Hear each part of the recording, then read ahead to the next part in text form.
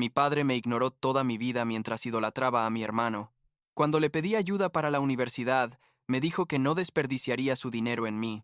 Pero años después, cuando triunfé en tecnología, y él me buscó, lo que hice los dejó a todos sin palabras. Tengo 32 años, trabajo como desarrollador de software, y la verdad es que necesito sacar esta historia de mi pecho porque lo que pasó con mi padre básicamente definió toda mi vida, y no de la manera en que uno quisiera, ¿sabes? Supongo que debería empezar por el principio. Cuando era un niño, y mi padre, Christopher, simplemente no estaba ahí. Y cuando digo que no estaba ahí, no me refiero a que trabajara mucho o que estuviera ocupado.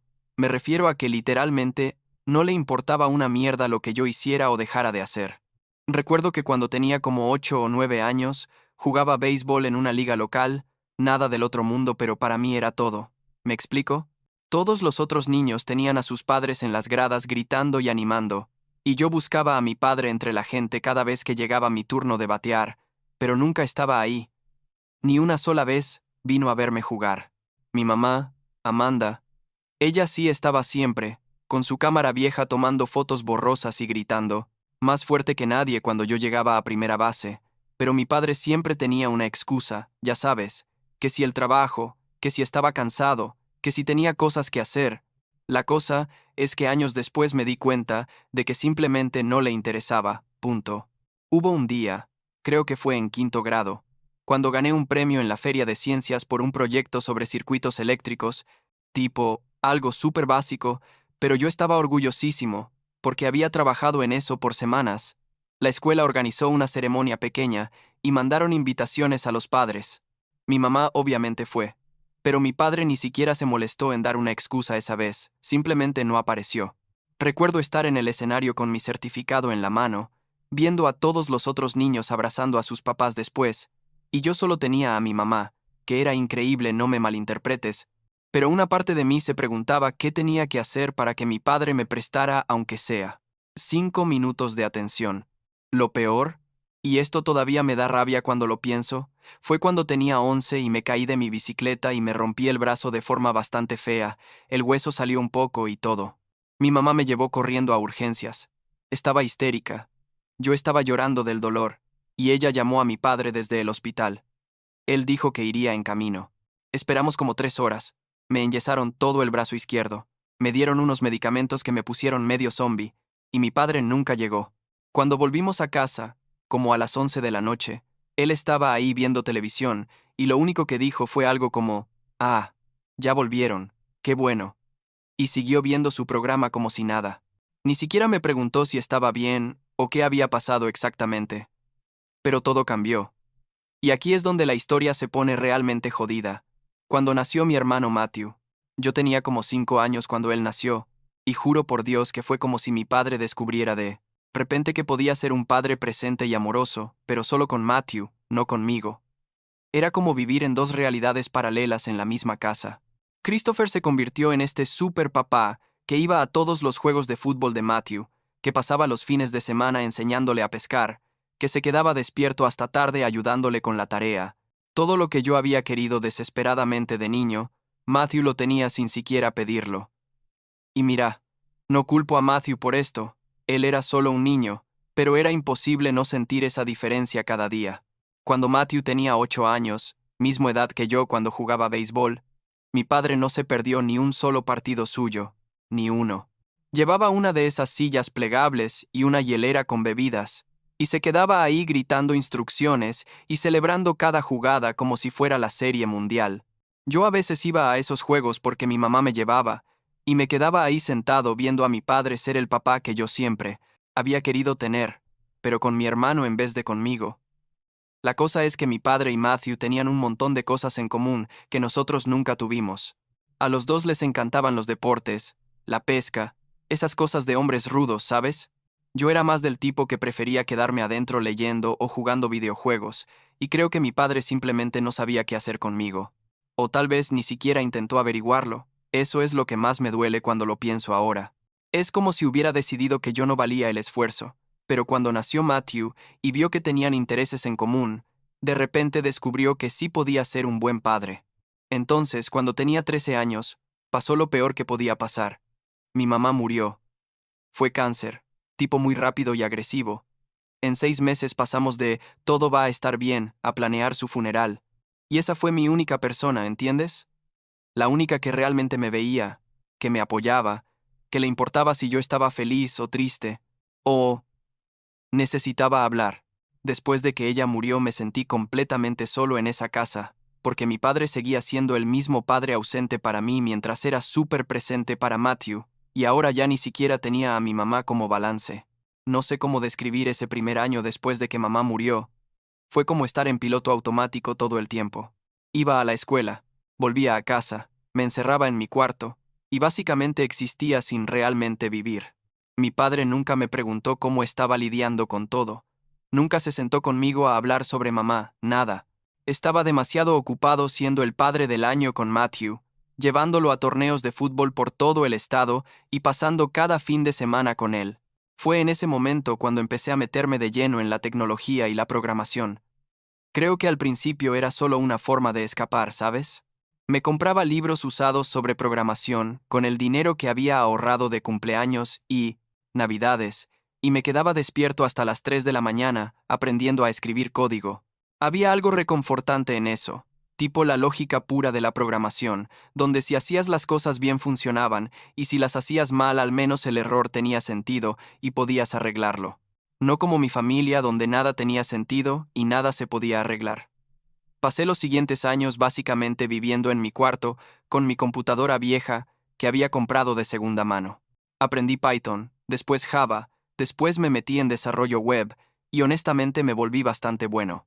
Cuando tenía 16 ya estaba haciendo pequeños trabajos freelance para gente que encontraba en foros de internet, diseñando páginas web por como $50 cada una, pero era mi dinero y era algo que yo había logrado completamente solo. Recuerdo un día, yo tenía 17. Había estado trabajando en este proyecto personal por meses, una aplicación web que organizaba tareas con un sistema bastante innovador para la época.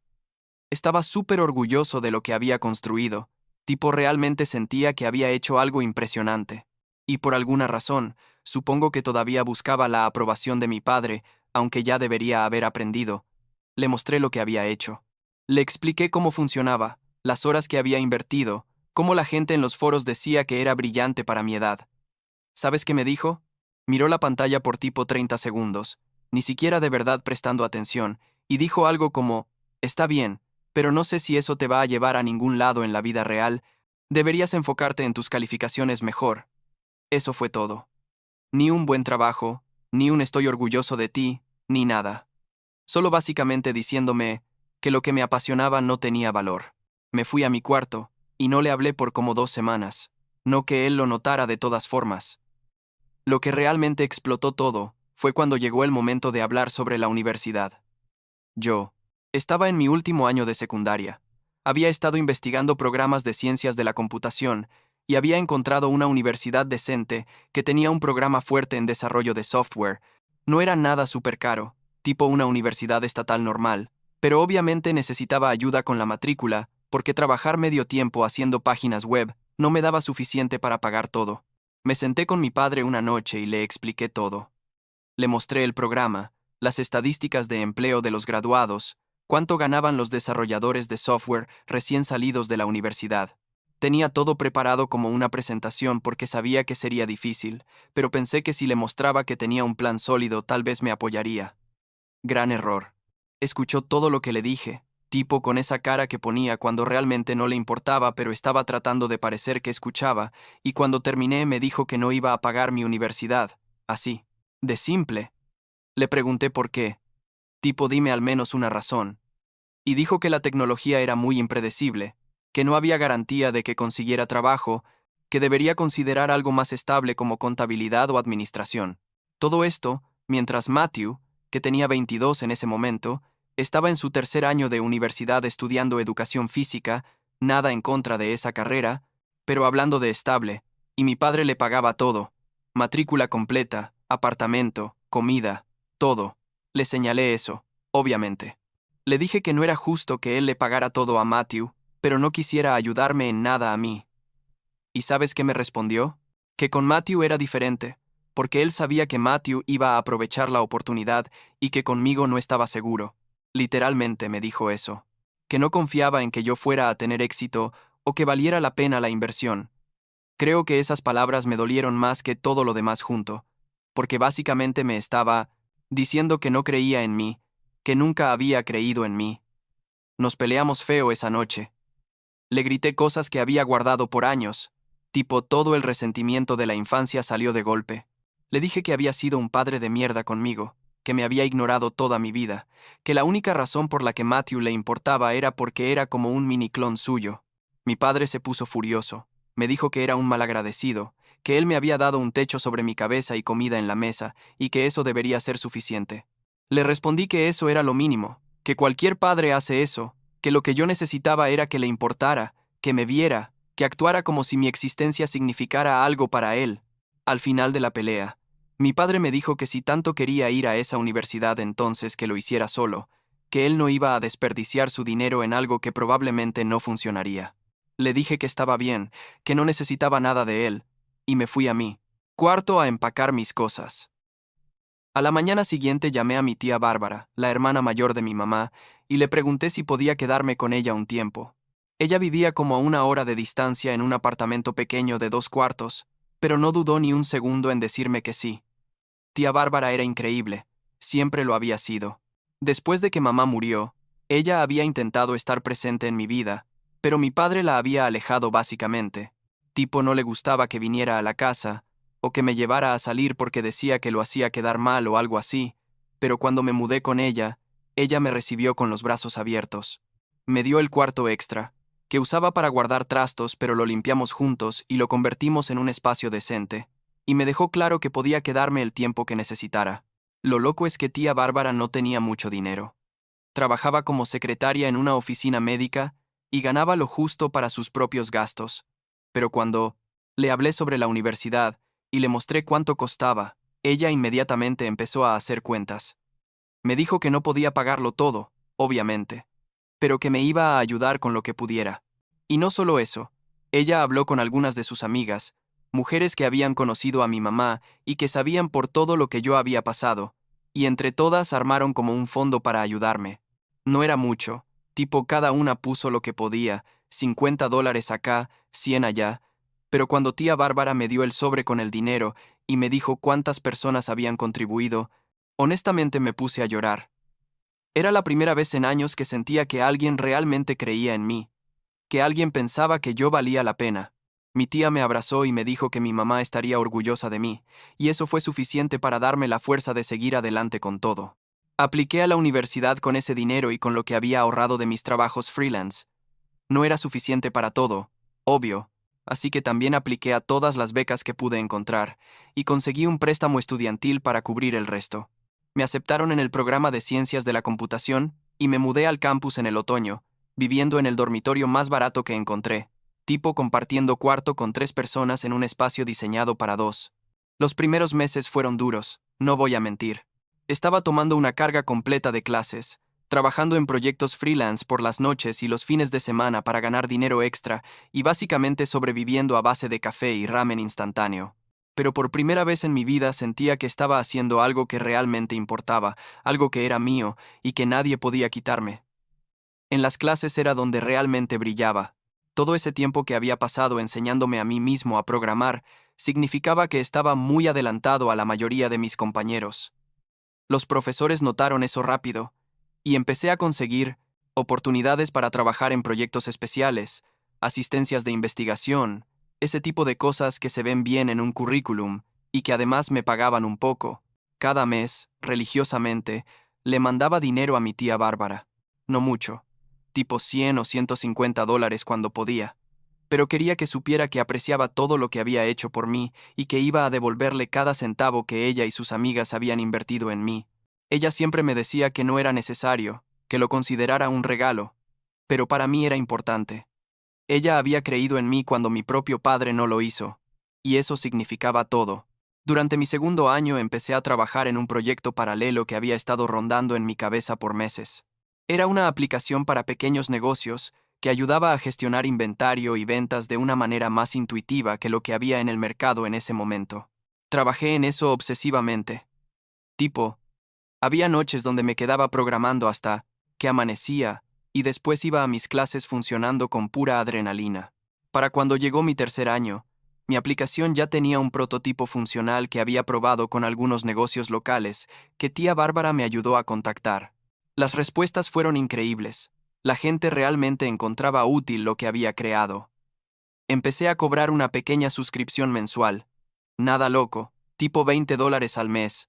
Pero, cuando llegué a tener 50 clientes, eso significaba $1000 al mes de ingreso pasivo mientras seguía estudiando. Mi último año de universidad fue probablemente el mejor año de mi vida hasta ese momento. Mis calificaciones eran excelentes. Mi aplicación seguía creciendo. Había conseguido una oferta de trabajo para después de graduarme en una empresa de software decente con un salario que me parecía una locura de tan alto, y por primera vez me sentía como si hubiera demostrado que valía algo, ¿sabes? No a mi padre, porque él nunca lo vería, pero a mí mismo. Eso era lo que realmente importaba. Cuando me gradué, tía Bárbara vino a la ceremonia con un ramo de flores y esa misma cámara vieja que mi mamá usaba para tomarme fotos cuando era niño. Después me dijo que la había guardado todos estos años, pensando que algún día la necesitaría para un momento como este.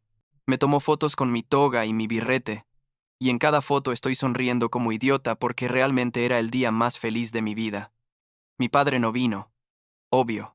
Ni siquiera sabía que me estaba graduando, porque hacía como 2 años que no hablábamos. Matthew tampoco vino. Supongo que mi padre ni siquiera le mencionó que su hermano se estaba graduando de la universidad. Hoy tengo 32 años y trabajo como senior developer en una empresa de tecnología que probablemente conoces, aunque no voy a decir el nombre. Gano bastante bien, suficiente para vivir cómodo y para ayudar a tía Bárbara con sus gastos ahora que está cerca de retirarse. Pagué todos mis préstamos estudiantiles hace 2 años. Esa aplicación que empecé en la universidad la vendí hace unos años a una empresa más grande por una cantidad que me dio para el enganche de un departamento en la ciudad. Matthew y yo no hablamos mucho, pero no porque estemos peleados específicamente, sino porque simplemente nunca tuvimos una relación de verdad. Él tiene su vida, trabaja como maestro de gimnasia en una secundaria cerca de donde creció, está casado, tiene un hijo. Mi padre sigue siendo súper cercano a él, van a pescar juntos todos los meses, ese tipo de cosas. A veces me pregunto si Matthew alguna vez se da cuenta del favoritismo, o si simplemente lo ve como normal porque es todo lo que conoce. Mi padre y yo no hemos hablado en casi 10 años. La última vez que lo vi fue en un Starbucks hace como 3 años. Nos cruzamos por casualidad. Él me reconoció y se acercó a saludar, medio incómodo, preguntándome cómo estaba. Le dije que bien, que trabajaba en tecnología. Básicamente respondí sus preguntas con la menor cantidad de palabras posibles. Él mencionó algo sobre que debería ir a visitarlo algún día, que Matthew preguntaba por mí de vez en cuando. Le dije que lo pensaría, sabiendo que nunca lo haría, y cada uno siguió su camino. La verdad es que ya no siento tanta rabia como antes. A veces me agarra algo de tristeza cuando pienso en cómo podrían haber sido las cosas si mi padre hubiera sido diferente, si me hubiera dado aunque sea una fracción de la atención que le dio a Matthew. Pero después lo pienso bien, y me doy cuenta de que todo lo que pasó me hizo quien soy hoy. Tuve que aprender a confiar en mí mismo, a trabajar duro sin esperar que nadie me rescatara, a valorar a las personas que realmente se preocupan por mí como tía Bárbara. No sé si algún día voy a tener hijos, pero si los tengo sé exactamente qué tipo de padre quiero ser. El tipo que está ahí para todos sus hijos por igual. El tipo que apoya sus pasiones aunque no las entienda completamente. El tipo que nunca los hace sentir que tienen que ganarse su amor o su atención. El tipo de padre que mi padre nunca fue para mí, pero que de alguna manera, a través de su ausencia, me enseñó a ser, y supongo que eso es suficiente por ahora.